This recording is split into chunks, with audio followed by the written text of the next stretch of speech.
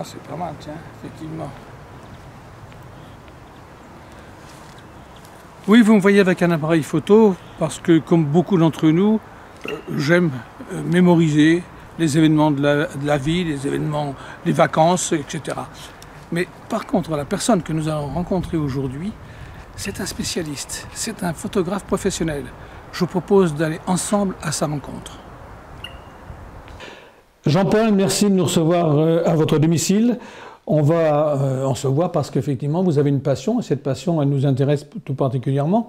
Donc en fait, avant d'attaquer vraiment le sujet qui est la photographie, on peut le dire, j'aimerais que vous parliez un petit peu de vous. Vous êtes né où, vous avez fait quoi, vous avez rencontré qui, jusqu'au moment où, évidemment, on rentrera dans le domaine de la photo.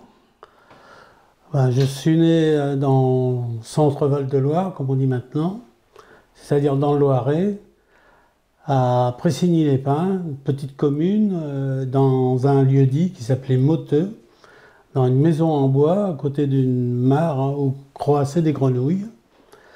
Et quand j'étais encore enfant, j'ai déménagé à Nogent-sur-Vernisson, où j'ai passé toute ma jeunesse. Alors, Nogent-sur-Vernisson, c'est bien cette commune qui est sur la fameuse Nationale 7. Ah voilà. Alors, faut que vous nous parliez de ça. Alors la 7, comme on l'a nommé, la Nationale 7, c'est un spectacle par elle-même, parce que c'était le point où les Parisiens descendaient dans le Midi. Et à savoir qu'à l'époque, ils mettaient 4-5 jours pour descendre dans le Midi. C'était le lycée. Ah oui. Et maintenant, quand ça bouchonne, qu'on a 4 heures de retard, on s'énerve. Mais à l'époque, on prenait son temps. Et c'était un vrai spectacle, que la Nationale 7. D'ailleurs, quand j'étais à la communale, pour rentrer chez moi, il fallait que je traverse la 7 avec mes petits camarades. C'est là que j'ai fait une rencontre, si on peut en parler maintenant, d'un cafetier qui faisait cinéma, qui nous faisait le cinéma le jeudi, puisque c'était le jour de congé, le jeudi. Et il nous passait des Charlie Chaplin, Buster Keaton, tout ce qui se faisait en muet. Et un jour, il nous a dit, bon, je vais vous passer quelque chose, parce qu'il était à Califourchon sur sa chaise devant. Et puis il dit, ben, je vais vous passer un film de Jacques Tati, Jour de fête. Et c'est là qu'il s'est mis à raconter un peu son histoire, parce qu'il aimait bien dire les histoires, il faisait très bien du cinéma, et il nous a expliqué Jacques Tati. Et voilà, il dit Jacques Tati, c'est un cadreur, vous savez ce que c'est que le cadre, tout rentre dans un cadre, et donc il a fait ce geste de pouce et d'index pour nous montrer ce qu'était un cadre, alors donc je le fais. Ah oui, oui. Et donc il dit, voilà, la façon de vous éloigner, vous rapprocher, vous n'avez pas la même perception. Et ça m'a trotté dans la tête, et en rentrant chez moi, dans la maison, il y avait un maréchal Ferrand qui était en train de ferrer un cheval, parce qu'il y en avait encore des chevaux, malgré que la Nationale 7 passait à côté. Et puis j'ai voulu cadrer ce cheval, et en fin de compte, je me suis aperçu que j'en avais la moitié du cheval, donc il fallait que je recule pour avoir l'ensemble. Mais alors, je me trouvais un petit peu loin. C'est là que on parle de focale maintenant, mais c'est là que j'ai appris, et je me suis rendu compte, toujours, j'ai pris conscience ce que ça pouvait être de cadrer. Donc après, j'ai fait ça chez moi, je l'ai fait dans la nature. Jean-Paul, on vient de voir effectivement ce démarrage à la vie, je mets entre guillemets, et puis la découverte du cadrage avec des films comme Jacques Tati savait les réaliser. Mais après cette période, qu'en est-il advenu cette vie de Jean-Paul Senez? Alors, à l'âge de mes 11 ans, j'ai déménagé pour aller en Seine-et-Marne, pour suivre mon père, qui était dans l'industrie. Et je suis tombé gravement malade. Et donc j'ai loupé un peu l'école, et quand j'ai repris l'école, j'étais 35e sur 36. Donc j'ai repris des cours particuliers pour le mois d'après finir 3e sur 36. Une belle progression. Oui, une belle progression. Et après, il m'a fallu encore déménager pour aller dans les Ardennes. Et peut-être, là, j'avais 13 ans. Et à mes 13 ans, mon père m'a prêté un appareil photo où j'ai retrouvé deux photos que j'ai faites d'un appareil que mon oncle Louis avait ramené en tant que prisonnier de guerre. D'accord. Mais cette période d'immobilisme dans votre chambre en Seine-et-Marne, est-ce que vous avez cogité sur l'environnement dans lequel vous vous trouviez? Alors, 3 mois allongés, c'est long. Et donc, j'ai cadré ma chambre partout. Du lit, des poussières sur le lit, du plafond, de la tapisserie qui n'était pas terrible, etc. J'en avais marre. Hein. Je voulais sortir de ma maladie, mais du cadre aussi. Donc, on réfléchit beaucoup quand même, quand on est livré un peu. Donc, on s'échappe par le rêve, puisque le rêve est important quand même. Et on s'échappe comme ça pour sortir de la maladie autre que la douleur. Et voilà. Puis un jour, ça va mieux, et on s'en sort, et voilà. Et on se retrouve dans les Ardennes avec un appareil photo. Voilà. Parce que jusqu'à présent, vous n'en aviez pas. J'avais pas d'appareil photo. On est bien d'accord. Donc en fait, là, ça se concrétise. Alors mon père me prête, parce que l'appareil de son frère, donc mon oncle Louis, qui avait été prisonnier en Allemagne, comme je l'ai dit. Et donc j'essaye de quelques photos. Et par bonheur, parce que j'ai beaucoup de photos perdues, j'ai retrouvé ces photos. Et ensuite, après les Ardennes, j'ai encore déménagé, je suis allé en Picardie. Donc l'école primaire, le certif, et après le certif, mon père m'a proposé d'aller dans un lycée technique. Et moi, ça me plaisait pas trop, je voulais rentrer dans une école d'art, une école de dessin, à Saint-Quentin, dans l'Aisne, à l'école de Quentin de la Tour. Et mon père, il ne tenait pas tellement. Donc, comme j'étais un petit peu têtu et toujours rêveur, j'ai décidé d'arrêter l'école. Oui, carrément. Donc, à l'époque, il y avait du travail pour tout le monde. Donc, à 16 ans, je me suis retrouvé à travailler à la chaîne. 48 heures, c'était très dur. Mais bon, je le faisais tout en rêvant. Parce que quand on travaille à la chaîne, qu'on maîtrise le geste, le danger, on peut s'évader. C'est pour ça que j'ai dit que j'ai pas trop souffert du travail à la chaîne, parce que je pouvais m'évader. Et donc là, j'ai pu reprendre l'appareil photo de mon oncle, parce que j'en avais toujours pas, et faire quelques photos de nature dans la neige. Je me souviens des photos, mais je les ai plus, celles-là. Elles ont été perdues lors d'un autre déménagement. Dommage, mais bon... Voilà. On se contentera du récit. De l'image, oui. D'accord. Je vois bien la perspective, j'en vois bien la photo en plus. Enfin, celle qui me plaisait. Et puis là, j'ai passé une adolescence vraiment très très heureuse.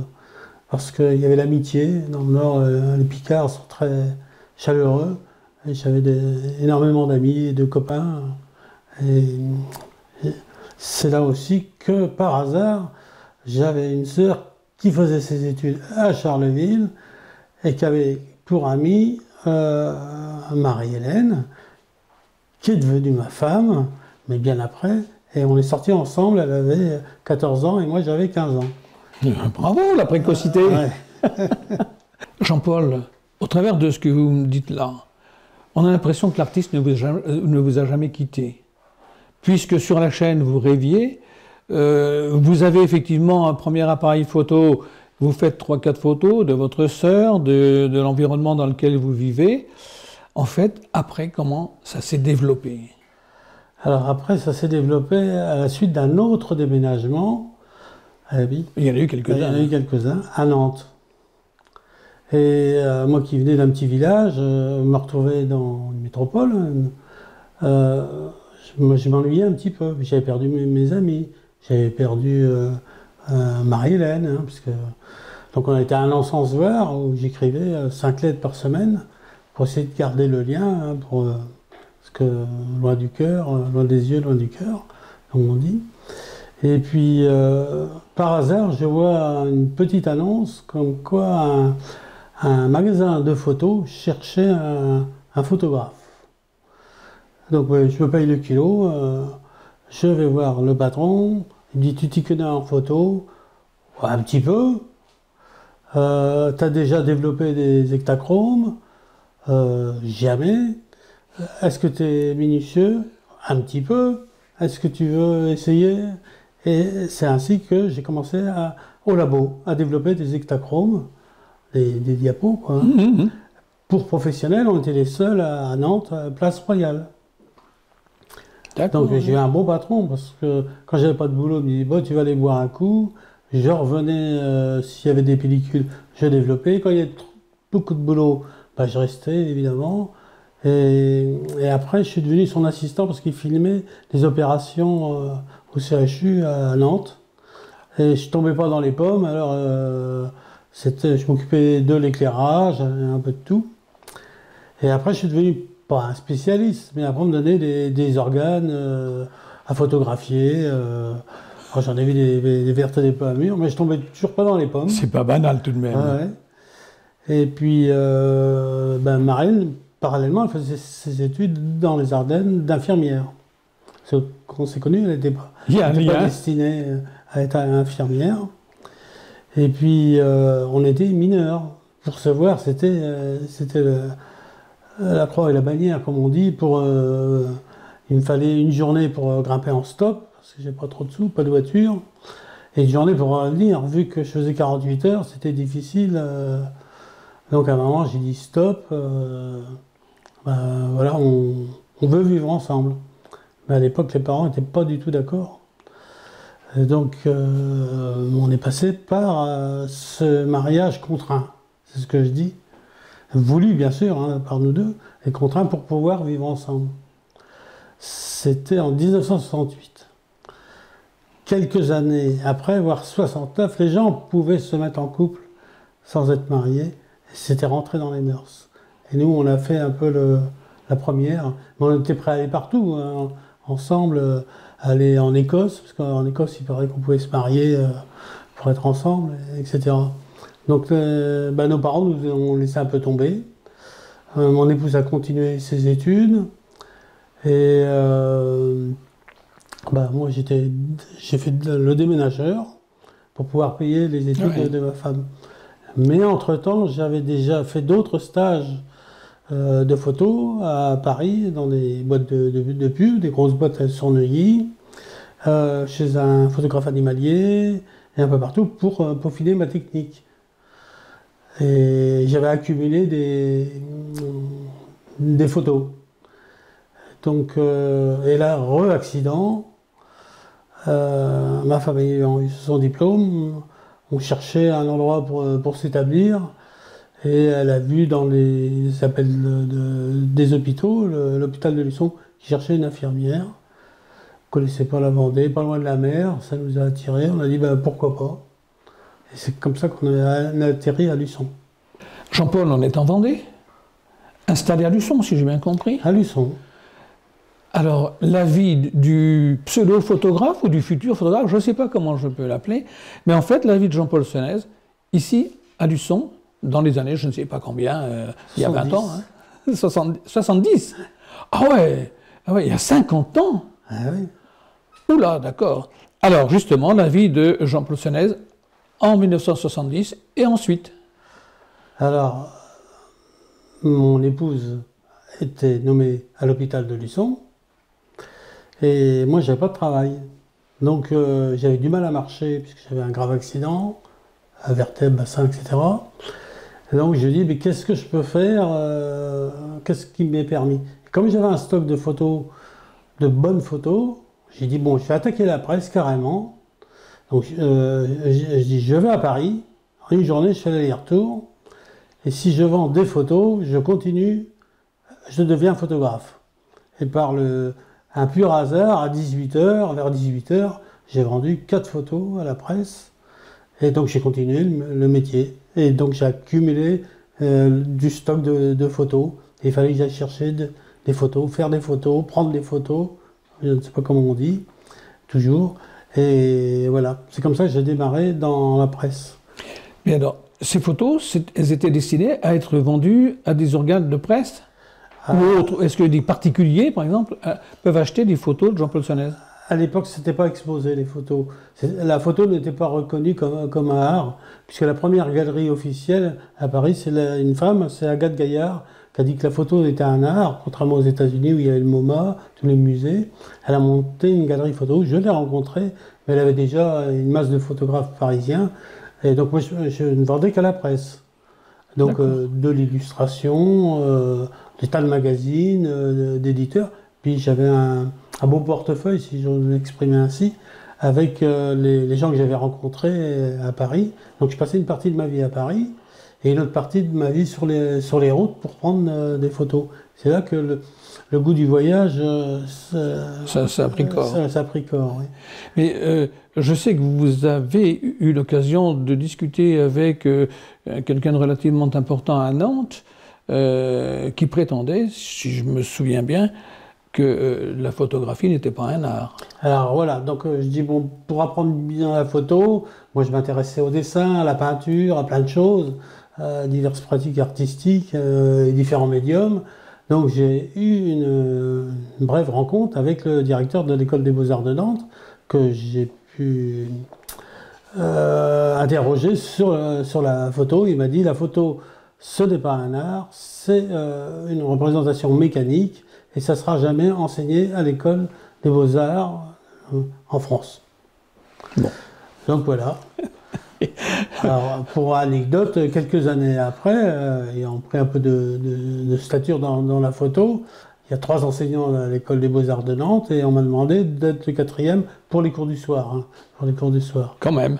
Ah oui, quand même, voilà. Donc c'était un peu une revanche par... Beau pied de nez. Oui, un pied de nez plutôt qu'une revanche, parce que j'ai pas de revanche à avoir.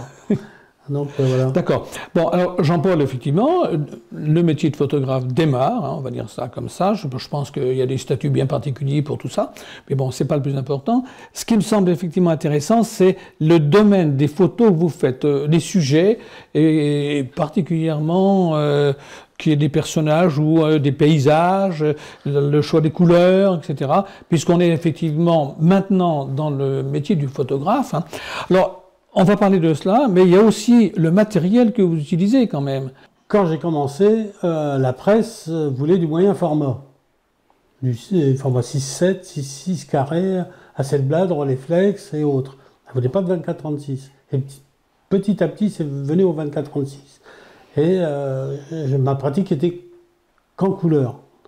Parce que le noir et blanc se vendait moins cher, on ne sait pas pourquoi, parce que la démarche est la même. Mais voilà, parce que le noir et blanc, tout le monde pouvait le tirer, etc. Et ça a changé, hein, tout ça, ça a changé. Et puis, voilà, donc j'ai démarré par le moyen format, en argentique, hein, toujours en argentique. Parce que le numérique n'était pas encore... C'était pas à la mode à l'époque, parce que ça n'existait pas. Ça n'existait pas. Oui. Donc, l'avantage d'avoir appris comme ça, c'est de réfléchir à la photo qu'on va faire. C'est-à-dire prendre le temps pour ne pas gâcher forcément des pellicules et autres. Et donc, ma pratique même numérique, elle reste encore imprégnée de l'expérience de l'argentique. De l'expérience de l'argentique. Ouais. Ça ne m'étonne pas. Ouais. On a le regard qui est plutôt argentique. Alors, il y a une belle expression de photographe, c'est habiter son appareil. Et ça veut dire qu'on est en osmose avec son appareil et ce qui nous entoure. D'accord. Alors, je travaille plusieurs sujets. Moi, ce qui m'intéresse plus, c'est l'humain. Malgré tout, je travaille aussi des sujets différents ou des thèmes différents. Alors, l'humain, j'ai eu la chance de pouvoir consulter un petit peu des photos que vous avez faites. Vous pouvez nous parler de l'humain, parce que j'ai vu des photos particulièrement étonnantes. Alors l'humain, je pars avec un appareil, je ne sais pas si je peux citer la marque, un Leica, 2 optiques, quelques pellicules, et je pars avec ça. C'est léger, c'est pratique, c'est tout mécanique, ça ne tombe pas en panne, à moins qu'un ressort lâche, mais bon. Et avec ça, ça fait mon bonheur. Mais comme ce sont des focales courtes que j'utilise, le 35 mm et le 50, ce qu'on voit à peu près à l'œil, hein, le 50 mm. Donc je suis obligé de tourner autour de mon sujet, c'est-à-dire toujours de cadrer, de me rapprocher ou de m'éloigner du sujet. Alors il se passe ceci, c'est que les gens voient ma présence. lassante, et il y a un espèce d'accord tacite entre eux et moi.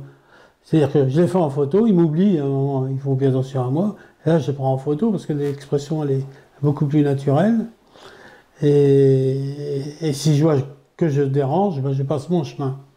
Je ne me sens pas l'obligation quand je me balade, parce que c'est une belle idée de se balader. Moi je suis très heureux quand je me balade avec mon appareil, parce que je rêve en même temps, et la marche, ça berce un peu la façon dont je photographie. Et ça amène au rêve, à la poésie, à plein de choses qu'on peut déclamer à l'intérieur. Voilà, d'où certaines photos que j'ai vues, qui sont assez étonnantes en termes de couleurs, des contrastes de position ou de couleurs. Je pense à une série faite en Roumanie, je trouvais ça assez étonnante. Parce que je sais que vous êtes baladé quand même, vous êtes allé en Europe, mais vous avez une attache toute particulière au niveau des images, essentiellement, avec la Roumanie. Alors, la Roumanie, c'est un pur hasard. Donc, j'avais fait une expo à La Rochelle, et il y avait un monsieur qui allait en Roumanie pour faire des échanges culturels, et puis avec le vin. C'est un rapport avec le vin. Et puis il a dit, ben, je vais présenter la nouvelle photographie française. Donc il a fait appel à moi, donc je lui ai présenté deux photos, puisqu'il y a plusieurs photographes. Alors puis il me dit, oh non, quand même c'est un peu gonflé, oh je les prends pas. Bon je dis, tant pis, c'est pas grave. Puis avant de partir d'une expo, il me rappelle, il dit, oh je les prends quand même. Et maintenant elles sont au musée en Roumanie. D'accord. Ils les ont prises comme la nouvelle photographie française. Et donc après ça a créé des liens d'amitié avec ce pays. La Roumanie, et on a pu être présent pour la capitale européenne de la culture en 2007. On est les seuls Français présents dans les arts plastiques. Oh, ouais. Félicitations. Mais ce qui me plaît bien, c'est la nature des photos que vous avez prises. J'en ai vu certaines où on voit des gens avec un certain contraste.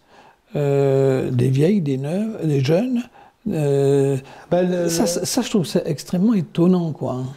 J'utilise pas Photoshop pour retoucher les photos. Moi, c'est les vrais gens que je photographie. Donc, on me dit, il y a beaucoup de gros. Ben, oui, il y a des gros. Il y a les anciens, il y a des jeunes, il y a les enfants. C'est l'humain qui m'intéresse.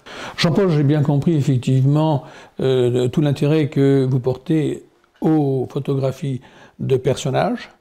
Et sans censure, c'est quand même relativement important. Ce que j'aimerais effectivement, c'est que vous nous parliez un petit peu de cet amour que vous avez pour les images dans des paysages. J'ai pu feuilleter un ouvrage où il y a de superbes photos. J'aimerais bien que vous en parliez un petit peu. Voilà. Alors ça, c'était une résidence d'artistes, une commande de la Drague des Pays de la Loire, avec une collègue. Et pour la première fois, j'ai pu emmener mon épouse en résidence avec moi, parce que d'habitude elle travaille. Elle là, elle ne travaillait pas, donc j'ai pu emmener dans cette résidence, dans le Marais Poitevin, où j'ai travaillé sur ce que j'ai appelé le patrimoine modeste, ces petites maisons en fait de briques et de brocs, sans permis de construire, où les gens se rencontrent, vont aux écrevisses et autres. Donc j'ai voulu mettre en lumière ce petit patrimoine modeste, plus ou moins solide, voire de paille, fait de briques et de broc, de tôle, de récup, comme on dit maintenant. Alors, ça donne effectivement des belles images. Moi, ce qui m'a impressionné, c'est la lumière. La lumière que l'on perçoit dans chacune des photos. Je suppose que ça nécessite un certain temps à passer pour pouvoir avoir le bon cliché, quoi. Alors, par exemple, pour ce patrimoine modeste, je repérais les constructions. J'allais voir la lumière pour donner un peu une lumière identique si je venais le matin ou le soir, pour l'éclairage. Pour donner à peu près une unité dans la présentation de cette expo qui avait lieu après cette résidence. Donc, et puis la lumière, c'est important, vous le savez très bien, que photographier, c'est écrire avec la lumière. Donc que ce soit en noir et blanc ou en couleur, la lumière est indispensable. Autrement, on ne peut pas... Alors, on le perçoit bien, effectivement, dans cet ouvrage qui relate le patrimoine modeste du Marais Poitevin, effectivement. Donc, dans ce cadre-là, Marie-Hélène était avec vous. Voilà. Est-ce qu'elle a une mission, elle, maintenant, oui, auprès de Jean-Paul Sonnez? Oui, de qualité, parce que elle fait mes tirages. Mes tirages noir et blanc, pas couleur. Hein. Et les tirages noir et blanc, elle n'a pas appris avec moi, elle a appris à La Rochelle. Justement, quand j'exposais à La Rochelle, elle a fait une connaissance d'un labo photo, d'un centre culturel du Carré Amelot. Et elle a appris avec un tireur, donc pour faire les photos. Et donc, si elle a appris avec moi, on aurait pu se chamailler. Si elle a appris avec quelqu'un, c'est vraiment ma collaboratrice. Quand elle est dans le labo, on choisit les photos qu'on va tirer ensemble. Elle m'appelle pour le cadrage, et après elle fait ses temps de pause, elle fait ses bons de test et autres. Et puis après on discute de la photo. Comment on revient dessus ou pas. Ça, c'est pour l'argentique, que je fais toujours. Beaucoup moins, parce que le numérique est très performant maintenant, et c'est facile de passer en noir et blanc, d'ailleurs. C'est drôle, au départ, j'avais beaucoup de difficultés. J'avais un appareil argentique, le Leica, et un appareil numérique. Et quand j'étais avec le Leica, je savais que c'était en noir et blanc, et l'appareil numérique en couleur. Donc j'avais du mal des fois de passer de l'un à l'autre, de la vision des choses et des personnages, comment ils allaient rendre et tout. Et petit à petit, ça s'est, comme j'en fais moins en argentique, ça s'est atténué. Et maintenant j'arrive avec un seul appareil à savoir si ça va être bien en noir et blanc ou pas. On a brossé en gros, je pense, l'ensemble de votre activité et de votre passion. Mais il y a quand même quelque chose que j'ai cru savoir, c'est que vous savez transmettre aussi. Vous nous en parlez? J'aime bien intervenir dans les écoles, là où on me le demande,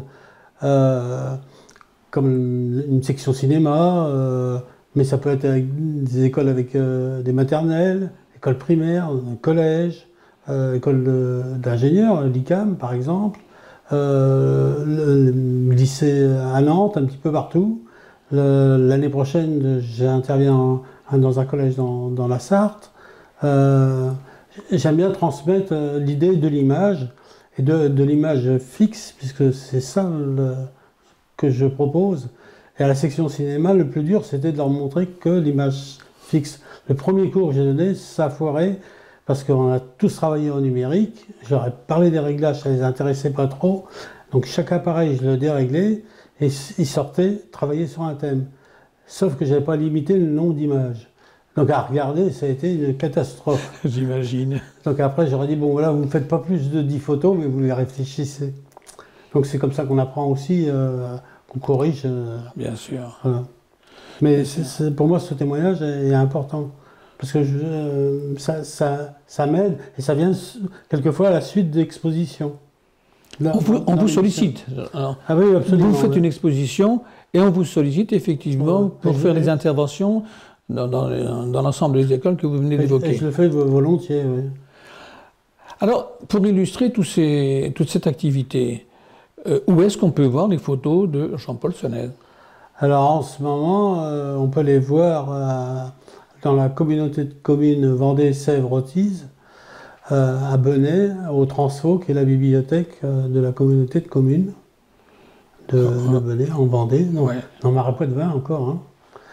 Et puis j'ai une exposition peut-être en cours en Roumanie, mais je ne sais pas si ça va se faire, parce que moi je ne peux pas y aller vu la pandémie et ces zones noires, donc je ne sais pas.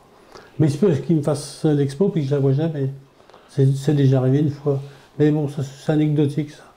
Anecdotique. Mais alors, ok, il y en a une sûre en cours à Benay, il y en a une probable, ou peut-être, en Roumanie, mais vous en avez fait d'autres, je suppose.